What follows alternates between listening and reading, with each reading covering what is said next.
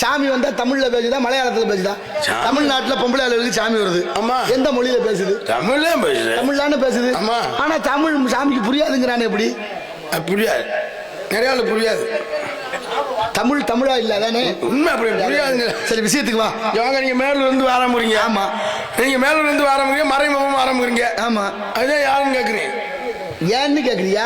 எல்லார் கண்களுக்கு இப்ப கடவுள் இருக்கிறாருன்னு சொல்றோம். சரி, நம்பாதவங்க எவ்வளவு பேர் இருக்காங்க? நிறைய ஆள் இருக்காங்க. ஒரு பெரிய அர்ச்சகர் கோயிலுக்குள்ள சிவலிங்கத்துக்கு பூஜை பண்ணிக்கிட்டே இருக்காரு. ஆமா.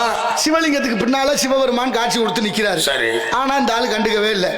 என்ன இவ்வளவு நேரம் நிக்கிறேன், பூஜை பண்றேன், நம்மள திரும்பி பார்க்க மாட்டேங்கிறான் அப்படின்னு நினைச்சு சிவபெருமானுக்கு ஒரு தயக்கம். சரி. நின்னு பார்த்தாரு, ஒண்ணு அவன் திரும்பி பாக்குற மாதிரி இல்ல, தலையில லேசா தட்டிட்டு கடவுள் வந்திருக்கேன் என்ன பாரியாரு. அந்த ஆளு சிரிச்சிட்டு என்ன எங்க வேஷம் போட்டு இப்படியான்னு கேட்டேன். எங்க வேஷம் போட்டு வந்துட்டேன். சிவராத்திரி அதிகமா எங்க பார்த்தாலும் சிவன் வேஷம் போட்டுறாங்க. வேஷம் போட்டுறாங்க. அது மாதிரி எங்க போட்டு வந்துட்டேன், நாடகத்தில் நடிச்சிட்டு வேஷம் போட்டு வந்தியான்னு கேட்டிருக்கேன். சரி. இல்லைடா, உண்மையிலே நான் தாண்டா சிவபெருமான் கடவுள் அப்படின்னு இருக்காரு. அதெல்லாம் ஒண்ணு நம்ப முடியாது அப்படின்னு வேலை பார்த்துட்டே இருக்காரு. சரி. இப்ப கடைசியா சிவபெருமானுக்கு தர்ம சங்கடம் போச்சு. கடவுளே வந்தாலும் நம்ப மாட்டாங்க, இப்படி ஆயிட்டாங்க, நம்ம எப்படி நம்ப வைக்கிறது? சரி. நான் கடவுள்னு நீ எப்படி நம்புறதுன்னா நான் என்னடா பண்ணணும்னு கேட்டாரு. படக்குன்னு அவர் ஒரு வெங்கல செம்பை எடுத்து கொடுத்து இதை தங்கமா மாத்தி கொடு நம்புறேன்னு.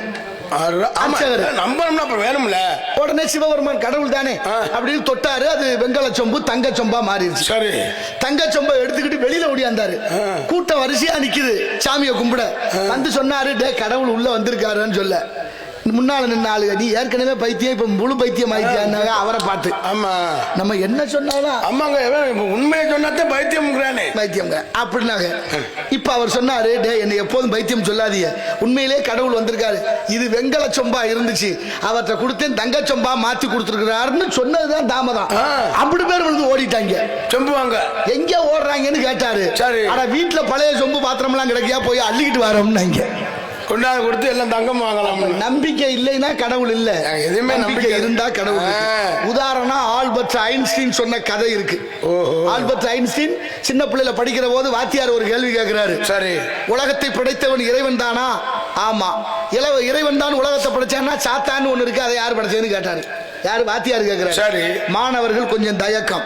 கொஞ்ச நேரம் கழிச்சு மாணவர் வாத்தியார கேட்கிறாரு, ஐயா ஒரு கேள்வி கேட்கலாமா, அனுமதி உண்டா அப்படின்னு மாணவர் கேட்கிறாரு. கேளுன்னு அனுமதி வந்துச்சு. இப்ப மாணவர் கேட்கிறாரு, குளிர்னு ஒண்ணு இருக்கான்னு கேட்கிறாரு. ஆமா இருக்கு, குளிர்து இல்ல, போத்திக்கிறோம் இல்ல, நடுக்குது இல்ல உடல், அதனால குளிர் இருக்குன்னாரு. மாணவர் இல்லேன்னு மறுத்தாரு. சரி. எப்படி இல்லேன்னு சொல்லுவேன்? வெப்பம் சூடு குறைவதனால ஏற்படுற தன்மை தான் குளிர்ச்சி, அதனாலதான் குளிர்னு சொல்றீங்க, குளிர்னு தனியா ஒண்ணு இல்லேன்னாரு. ஏத்துக்கிட்டாரு வாத்தியாரு. அடுத்தபடியா இரவுன்னு ஒண்ணு இருக்கான்னு கேட்டாரு. சரி. ஆமா அன்றாடம் இரவு பகல் மாறி மாறி வருது, எப்படி இல்லேன்னு சொல்லுவேன்னு கேட்டாரு. இல்லை, இரவு என்று ஒன்று இல்லை, வெளிச்சத்தின் பற்றாக்குறை இரவாக மாறுகிறது அப்படின்னு மாணவர் நிரூபிக்கிறாரு. ஒத்துக்கிட்டாரு. சரி. இப்ப என்ன முடிவு சொல்றாருன்னா, வெளிச்சத்தையும் வெப்பத்தையும் படிச்ச நீங்க இருளையும் குளிர்ச்சியை நீங்க படிக்கல, அதனால உங்களுக்கு தெரியல. இறைவனை படிக்காத நீங்க சாத்தான படிச்சிட்டீங்க, இறைவன் மீது நம்பிக்கை வையுங்கள், சாத்தான் இல்லை என்பது புரியும். அதான் உலகம் போற்ற விஞ்ஞானி ஆல்பர்ட் ஐன்ஸ்டீன் அவர்கள்.